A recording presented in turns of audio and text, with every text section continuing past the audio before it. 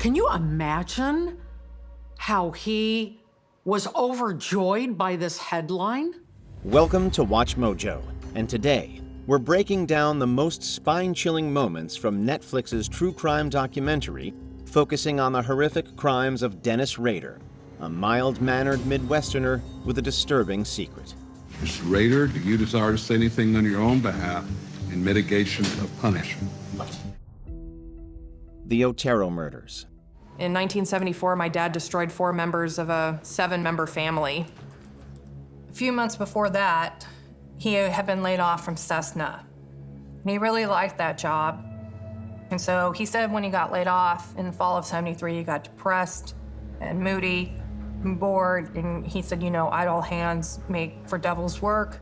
The very beginning of Rader's reign of terror remains one of his most brutal acts. On February 4th, 1974, he invaded the Otero family home in Wichita, Kansas, binding and killing Joseph, Julie, and their 2 young children, Josephine and Joseph II. He tried to untie them, and then he ran next door to seek help. Traumatic for him. It would have been for anyone. This is a very bizarre case for this area. This horrific quadruple homicide was not just his debut as a serial killer, but a shocking declaration of his chilling intent, demonstrating a complete disregard for human life and the sanctity of a family home. The sheer violence of this initial attack, wiping out an entire family, sent ripples of fear through the community, setting a terrifying precedent for the decades of terror that would follow. It was just a horrible, terrible murder. How could anybody kill a child? That didn't happen here. BTK's next victim, Shirley Vian. Shirley Vian was a single mother. She had 3 children. She was home ill at the time and was not feeling well. So Shirley had sent her 6-year-old out to the store. And then on his way back, he's confronted with this man with a briefcase. Just a few months after the Otero murders, Rader struck again, escalating the fear in Wichita. In March 1974, Shirley Vian, a single mother, was found dead in her home, bound and strangled, with her 2 young children present in another room. The assailant locks the 3 children in the bathroom. They recognized that he's doing something terrible to their mother. So as a result of that, they're able to escape through the window of the bathroom in order to scream and seek for help.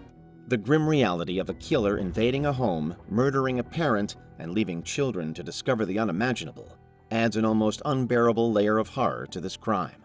It underscored BTK's ruthlessness and his uncanny ability to infiltrate what should have been the safest of spaces, turning domestic tranquility into a scene of unimaginable trauma.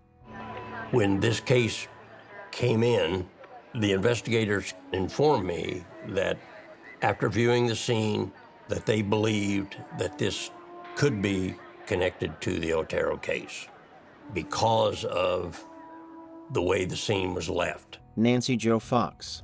You will find a homicide. Self-searching. Nancy Fox. Self-searching. Is correct. 25-year-old Nancy Jo Fox was found dead in her Pershing Street apartment. The BTK killer's methodical and ritualistic approach became horrifyingly clear with the murder of Nancy Jo Fox in December 1977. He meticulously planned her abduction and strangulation, later even calling the police himself to report the crime, a chilling act of self-aggrandizement and manipulation. If you recognize that voice, call 268-4156. With the Nancy Fox case, the phone line had been cut, similar to the Otero case. This incident perfectly encapsulated his moniker, Bind, Torture, Kill, revealing a killer who not only committed unspeakable acts, but also delighted in the psychological games he played. The deliberate taunt of law enforcement, reporting his own heinous act, showcased an unprecedented level of cold-blooded arrogance. Based on the evidence that we had, it was clear in our mind at that point that the Otero case, the Shirley Vian case, and the Nancy Fox case were a result of the same individual. Kathryn Bright. This morning, Police Chief Richard Lemunion met with detectives working on the case. Police frankly admit that they have lots of tips to check, but nothing to indicate a major break in the case. Tonight, Lemunion will gather with a group of experts to study all the available evidence in the investigation.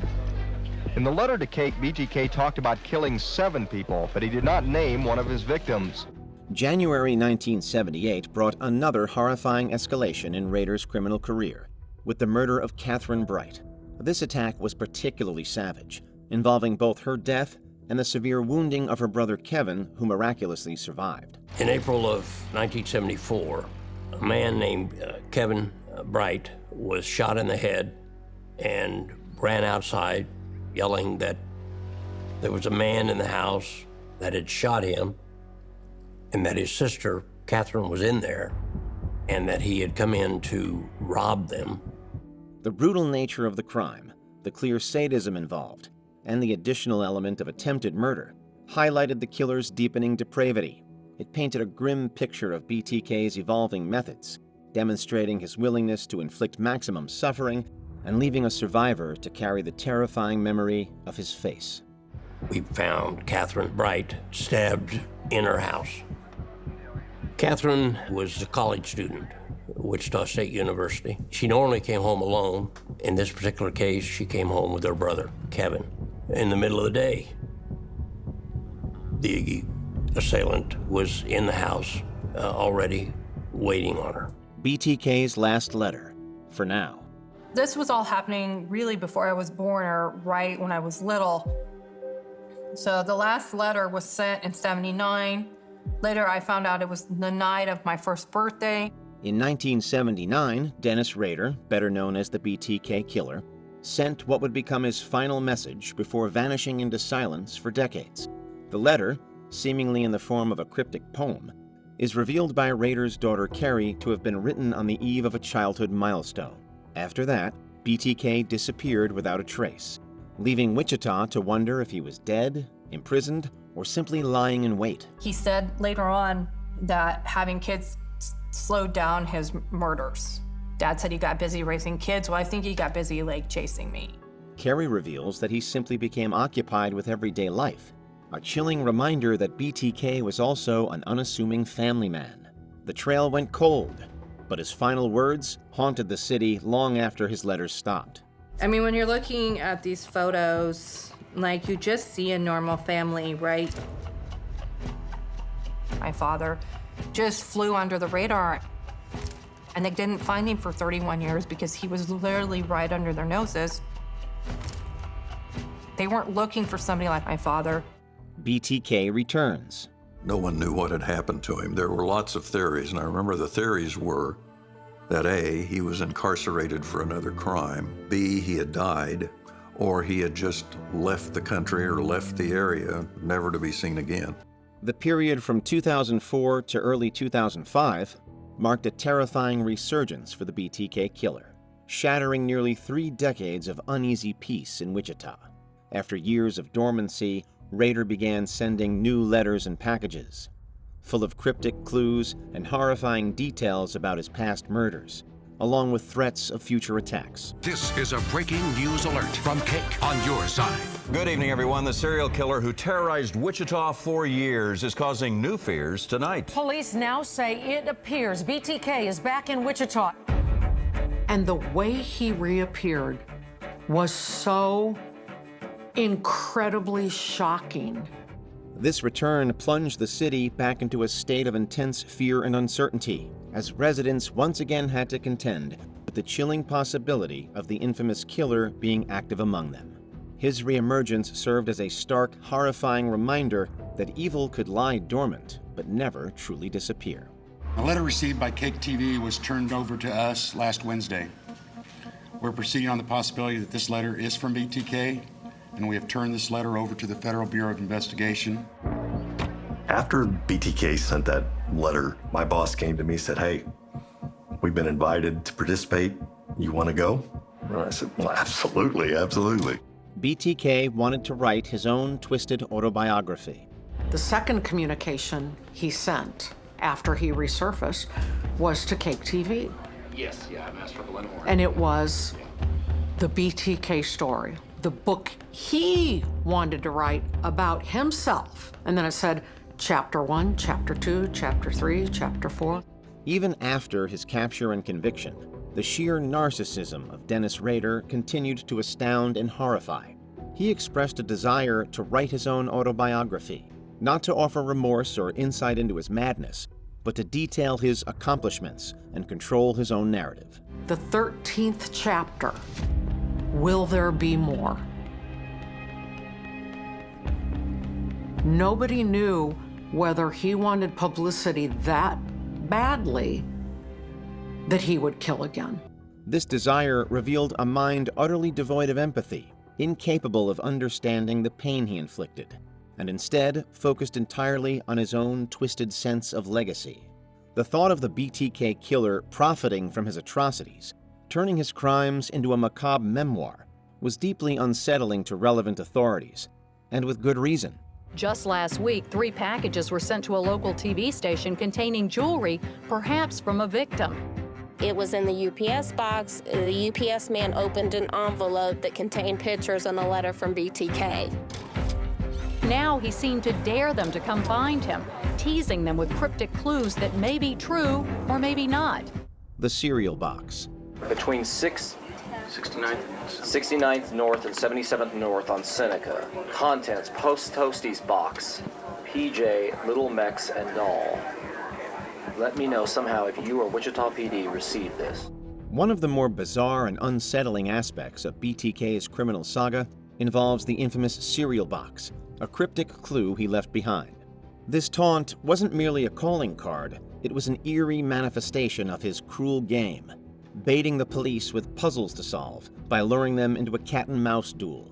It was way out on a country road under a stop sign, and we got all kinds of footage. Lieutenant Ken Landwehr and Detective Kelly Otis arrive a short time later, and investigators spend hours at the scene. Police have asked us not to reveal the location until they have time to investigate. The very idea that a serial killer would derive pleasure from turning his crimes into a sinister scavenger hunt illustrates his craving for power and control. It's a macabre reminder that BTK wasn't just about killing, but about feeding his ego through psychological torture. Little did authorities know, though, that BTK had unknowingly put them on his trail.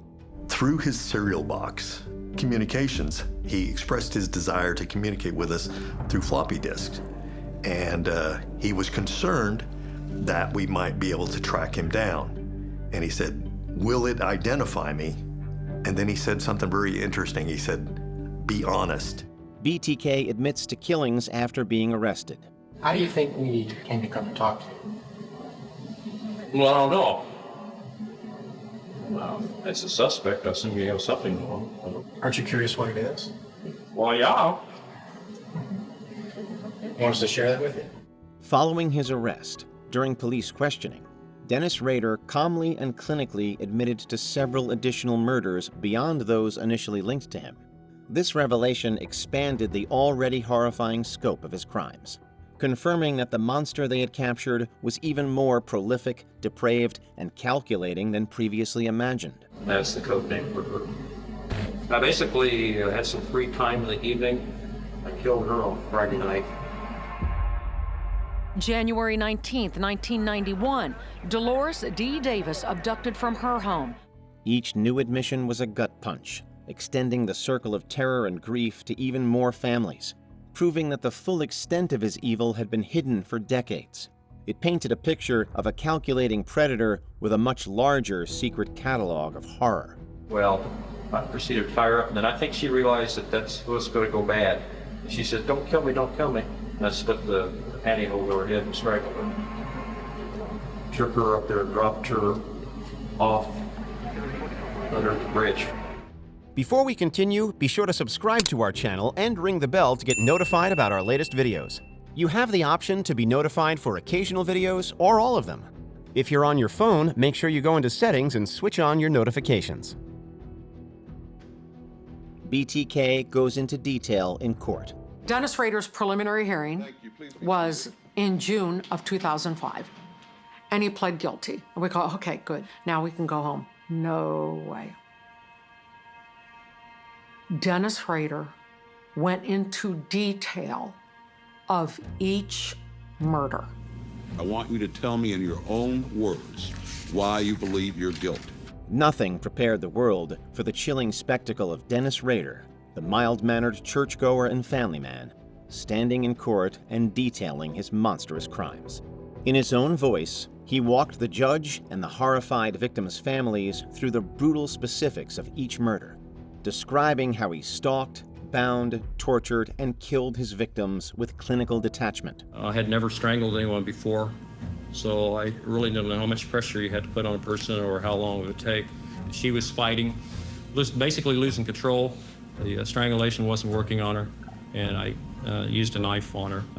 Got her a glass of water, comforted her a little bit, and then went ahead and tied her up, and then put a bag over her head and strangled her. The stark contrast between his outwardly normal appearance and the cold, unfeeling recitation of his atrocities was utterly horrifying. This moment, more than any other, fully exposed the terrifying duality of the BTK killer and confirmed the absolute evil that had lurked beneath his ordinary facade. If you read much about serial killers, they go through what they call the different phases. That's one of the phases they go through as a trolling stage. You're looking for a victim at that time. But once you lock in on a certain person, then you become a stalking. And that might be several of them, but you really home in on that person. That's the victim. Which part of My Father, the BTK Killer shocked you the most? Is there anything we missed? Be sure to let us know in the comments below.